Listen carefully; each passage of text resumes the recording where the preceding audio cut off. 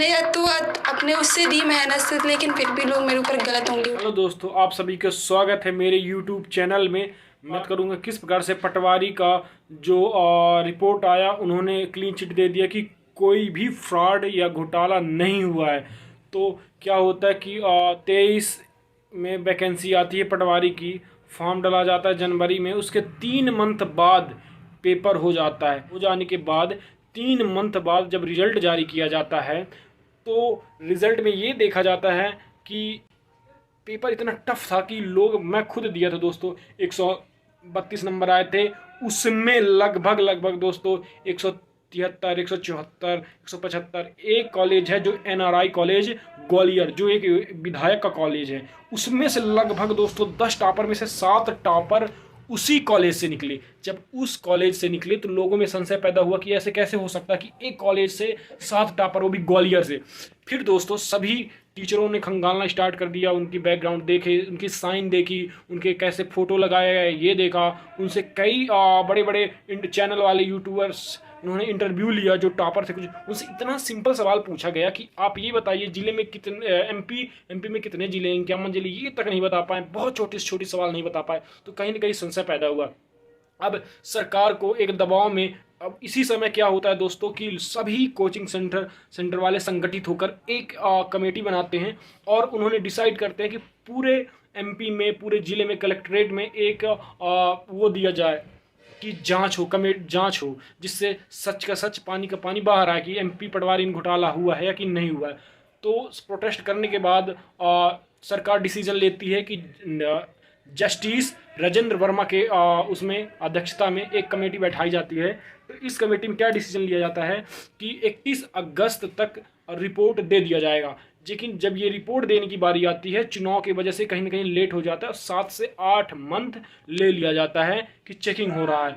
फिर इसके बाद क्या डिसीजन लिया जाता है कि जब ये 7-8 मंथ के बाद अभी 2024 में रिपोर्ट दिए जाते हैं, लास्ट जनवरी में बोल दिया जाता है कि पटवारी में कोई घोटाला नहीं हुआ है, सीधे क्लीन चिट। फिर बच्चों में डाउट उत्पन्न हो जाती है। फिर बच्चे अब सोच रहे हैं प्रोटेस्ट किया जाए। भाई, जो बंदा वास्तविकता में मेहनत किया हो, पेपर दिया हो और पेपर की उस स्थिति को जाना हो कैसे पेपर है, तो उसको पूरे शक हो जाता है कि कहीं ना कहीं घोटाला हुआ है। ये पूरे ग्वालियर मुरैना के एक लगभग 26 लोग, एक ही परिवार के MP पटवारी निकाला। दोस्तों एक जिला में, एक संभाग में 31 लोग नहीं निकाल सकते दोस्तों, इतना टफ पेपर था। और ऐसे एक और गाँव है जिसमें से पूरे लगभग विकलांग सर्टिफिकेट बनवा के उन्होंने पेपर दिया, निकाल लिया। तो ऐसे बहुत जगह ऐसे धांधली हुई है। इसकी जांच के लिए फिर से लोग कमेटी गठित कर रहे हैं, साथ हो रहे हैं कि फिर से प्रोटेस्ट किया जाए, जांच CBI जांच किया जाए और जांच जो है रिपोर्ट में जो भी हो वो सबके साथ रखा जाए, ताकि सब कुछ देख लें कि यह सत्यता है या सही है।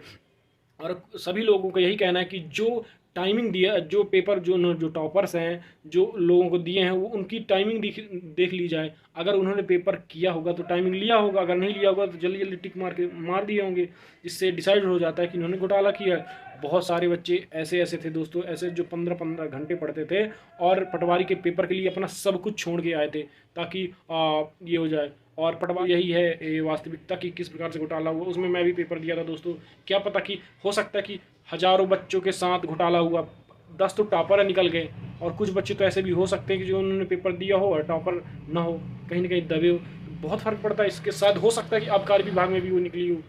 तो दोस्तों आप वीडियो देखिए, पिछला वीडियो देखिए जो इंटरव्यू पर कार्रवाई, जिन्होंने घोटाला किया है, जिन्होंने फर्जीवाड़ा किया, उन पर कार्रवाई की जाए। मैंने तो अपने उससे दी मेहनत से, लेकिन फिर भी लोग मेरे ऊपर गलत उंगली उठा रहे हैं। इससे पहले कोई आपने ये कॉम्पिटिटिव एग्जाम दिया था? हाँ, एक में वेटिंग आया था, उसके बाद फिर नहीं हुआ। किसमें आया था वेटिंग? SSC-MTS में। अच्छा, वेटिंग नहीं मिलती उसमें? तो भैया मुझे नहीं पता। कुछ बेसिक से सवाल जो मतलब जो भी बच्चा तैयारी करता है वो उसके जवाब दे ही देगा। मध्य प्रदेश में निम्नलिखित जिलों में से कौन सा नर्मदापुरम संभाग में है? नर्मदापुरम संभाग है मध्य प्रदेश में। इसमें 4 ऑप्शन है, कौन सा जिला नर्मदापुरम संभाग में आता है? कटनी, सीहोर, हरदा, रायसेन।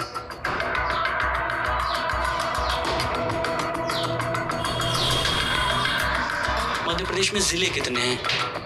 मध्य प्रदेश में